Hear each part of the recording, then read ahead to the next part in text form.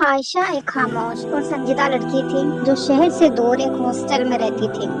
وہ زیادہ تر اپنے کمرے میں اکیلی رہتی تھی اور ہمیشہ اداس سی نظر آیا کرتی تھی۔ ہاسٹل کی باقی لڑکیاں ہنستی کھیلتی رہتی تھی مگر عائشہ سب سے الگ تھلگ رہتی تھی۔ ہر رات وہ اپنی ماں کو یاد کرتی تھی اور خاموشی سے آنسو بہایا کرتی تھی۔ کبھی کبھی وہ اپنی ڈائری میں دل کی باتیں لکھتی تھی اور کسی کو اپنے دل کا حال کبھی نہیں بتاتی تھی۔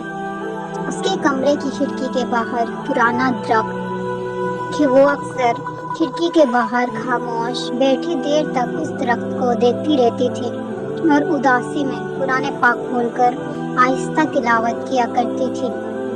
روز اسے سورہ رحمان کی آیت سن کر بہت سکون محسوس ہوتا تھا۔ وہ اکثر فَبِأَيِّ آلَاءِ رَبِّكُمَا تُكَذِّبَانِ آہستہ آواز میں پڑھتی رہتی تھی اور خاموش ہو جاتی۔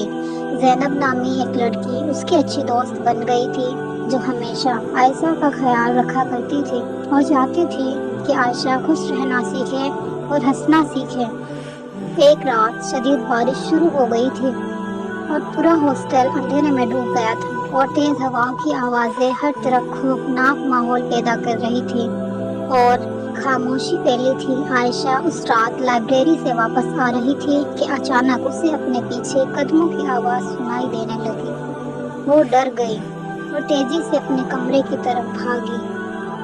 کمرے میں داخل ہوتے ہی اس نے فوراً دروازہ بند کر دیا مگر اچانک زور زور سے دستک ہونے لگی۔ باہر کسی لڑکی کی رونے کی دردناک آواز مسلسل آ رہی تھی۔ عائشہ نے ہمت کر کے دروازہ کھولا مگر وہاں کوئی موجود نہیں تھا۔